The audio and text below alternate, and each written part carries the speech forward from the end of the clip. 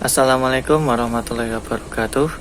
Perkenalkan, nama saya Aryo Sidik dengan NIM 1521037, mata kuliah Hukum Acara Peradilan Tata Usaha Negara kelas A. Di sini saya akan menjawab soal ujian akhir semester dari mata kuliah ini. Yang pertama yaitu, apa harapan Anda terhadap hukum acara peradilan tata usaha negara di masa yang akan datang?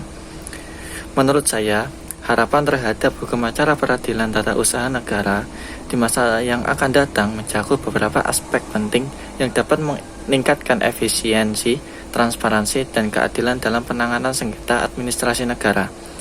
Nah, jadi ada beberapa harapan yang dapat diidentifikasi untuk kedepannya.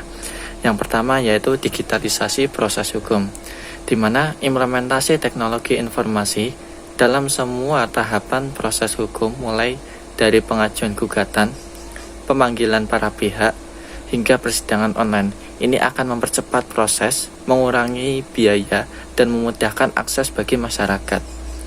Yang kedua yaitu transparansi dan akuntabilitas, di mana meningkatkan transparansi dalam semua proses pengadilan dengan menyediakan akses publik terhadap putusan-putusan pengadilan dan prosedur administrasi lainnya. Hal ini akan meningkatkan akuntabilitas dan kepercayaan masyarakat terhadap sistem peradilan.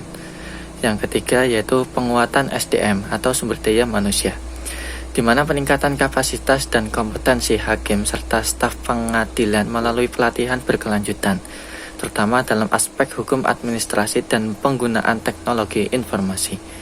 Yang keempat yaitu penyederhanaan proses hukum, di mana penyederhanaan prosedur hukum untuk mengurangi birokrasi dan mempermudah masyarakat dalam mengajukan gugatan dan mendapatkan keadilan. Ini termasuk revisi peraturan yang dianggap sangat rumit atau kaku. Yang kelima yaitu mediasi dan alternatif. Penyelesaian sengketa mendorong penggunaan mediasi dan mekanisme alternatif penyelesaian sengketa lainnya untuk mengurangi beban pengadilan dan mencapai penyelesaian yang lebih cepat dan damai. Yang keenam, perlindungan hak-hak masyarakat. Pastikan bahwa hukum acara PT UN ini melindungi hak-hak individu dan kelompok, terutama yang rentan, dan tindakan administratif yang sewenang-wenangnya. Ini termasuk perlindungan hukum yang lebih kuat bagi mereka yang terdampak oleh keputusan administrasi negara. Yang selanjutnya yaitu peningkatan kesadaran hukum, di mana dalam mengadakan program-program sosialisasi dan pendidikan hukum untuk meningkatkan pemahaman masyarakat tentang hak-hak mereka dalam hukum administrasi dan prosedur di PT UN. Ini akan memberdayakan masyarakat untuk menggunakan hak-hak mereka secara efektif.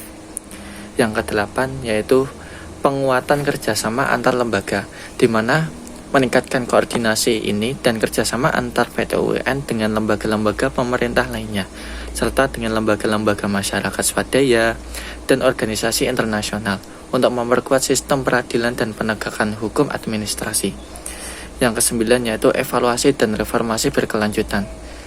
Melakukan evaluasi berkala terhadap hukum acara PT UN dan pelaksanaannya, serta melakukan informasi yang diperlukan untuk menyesuaikan dengan perkembangan zaman dan kebutuhan masyarakat. Independensi peradilan. Menjamin independensi PT UN dari intervensi pihak eksekutif atau pihak lain yang bisa mempengaruhi keputusan pengadilan, sehingga keadilan dapat ditegakkan secara objektif dan tidak memihak. Dengan berbagai upaya tersebut diharapkan hukum acara peradilan tata usaha negara ini akan semakin efektif dalam memberikan keadilan bagi masyarakat dan mampu menjawab tantangan zaman yang terus berkembang ini. Pertanyaan yang kedua yaitu, apa dan bagaimana saja yang dilakukan oleh hakim dalam melaksanakan tugas di PT UN.